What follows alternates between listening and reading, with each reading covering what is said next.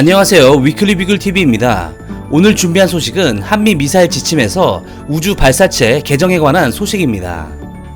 한미가 미사일 지침을 개정해 한국의 우주 발사체에 고체 연료를 사용하는 제한을 해제하기로 전격 합의함에 따라 향후 군사적으로 어떻게 사용될지 귀추가 주목되고 있습니다.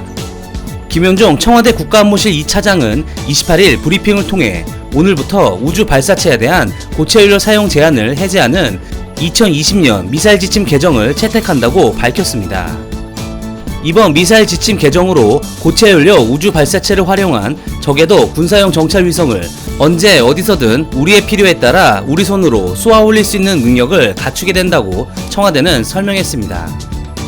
군사 전문가들은 이번 개정으로 대형 고체 로켓 모터를 개발해 군사 정찰 위성을 쉽게 쏘아 올릴 수 있는 능력과 고체 연료 중장거리 미사일을 개발할 수 있는 기반을 마련했다고 이번 한미 미사일 지침 개정을 평가했습니다.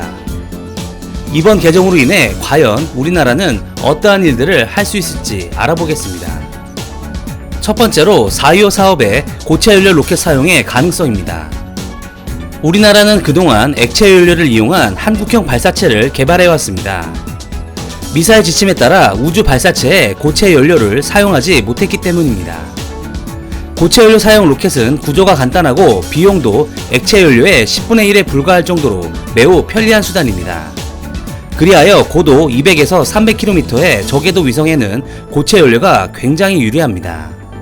반면 액체 로켓은 추진제 탱크와 전용 연소실, 연소실로 추진제를 보내는 펌프와 부속품 등 구조가 복잡하며 독성의 산화제를 쓰기 때문에 엔진 및 연료통을 부식시키는 단점이 있습니다.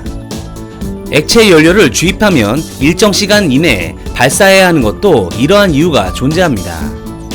또한 대형 위성체를 쏘려면 주로 로켓 4개를 묶어서 사용하는데 4개를 동시에 전환시키는 고난도 기술에 당연히 액체 연료보다는 고체 연료 로켓 사용이 보다 수월합니다.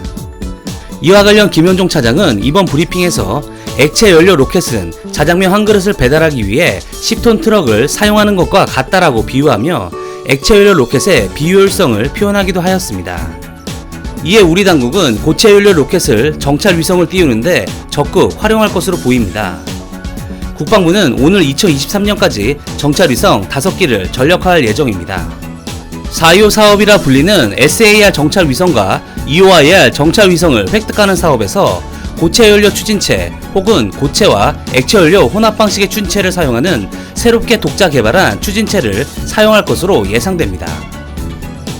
국방과학연구소와 카이스트를 중심으로 개발 중인 초소형 정찰 위성 사업에도 우리나라가 개발한 고체 연료 로켓을 쏘아 올릴 수 있을 것으로 보입니다. 이와 관련 항공우주 관련 전문가는 현무계열 탄도미사일에 사용되는 고체 로켓 모터보다 더 큰 로켓 모터를 만들 수 있게 됐다면서 독자적인 정찰 위성 발사를 위한 대형 고체 로켓 모터를 개발할 수 있는 여건이 마련된 것이라고 평가했습니다. 두 번째로 우리나라의 중장거리 탄도미사일 개발에 대한 기반 확보입니다. 이번 지침 개정은 고체 연료를 사용하는 중장거리 탄도미사일도 개발할 수 있는 길이 사실상 열렸다고 볼 수 있습니다. 즉 이제 진정한 의미의 ICBM 기술을 얼마든지 확보할 수 있게 된 것입니다. 물론 이번 미사일 지침 개정은 군사용이 아닌 민간용이지만 우주 발사체와 미사일은 기술이 동일해 군용 미사일에 대한 사거리 제한이 전면 해제된다면 군사용으로 사용될 수 있기 때문입니다. 우리 군은 고체 연료를 사용해 현무 2A, 현무 2B, 현무 2C 탄도미사일을 개발해 전력화했습니다. 최근 개발에 성공한 탄도 중량 2톤의 괴물 미사일이라 불리는 현무 4도 최신 기술이 접목된 고체 연료 미사일입니다. 한미 미사일 지침으로 사거리 800km 이하로 묶여있지만 기술적으로는 그 이상의 사거리 미사일을 만들 수 있게 된 셈입니다. 그리고 여기에 한국은 이미 세계 최고 수준인 미국에 버금가는 고체 추진 기술력을 이미 확보한 것으로 알려져 있습니다. 고체 추진 모터만 더 크게 개발하면 되는 상황입니다. 또 재미있는 사실은 그동안 우리 군은 미국과의 미사일 지침의 점진적인 개정을 예상하고 개정하기 전 미리 개정될 수준의 탄도미사일 기술을 준비하였습니다. 이는 통상적인 고체 연료 탄도미사일의 개발 시간보다 절반 이상 시간을 단축해 개발한 현무 시리즈 미사일만 봐도 알 수 있습니다.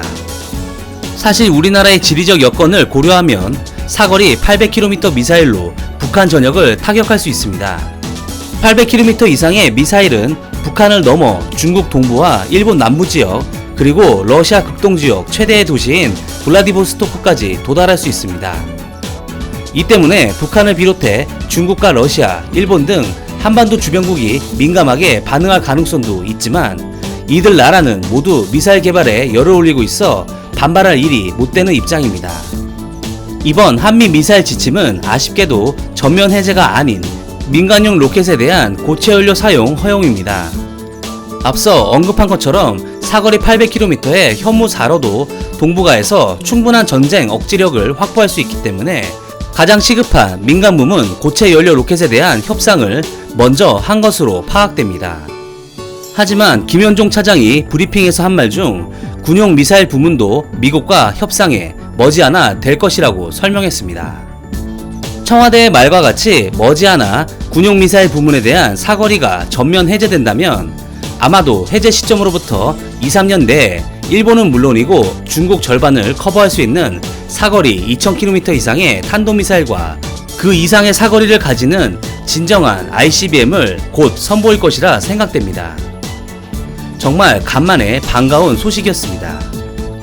이상 위클리 비굴이었습니다. 시청해주셔서 감사합니다.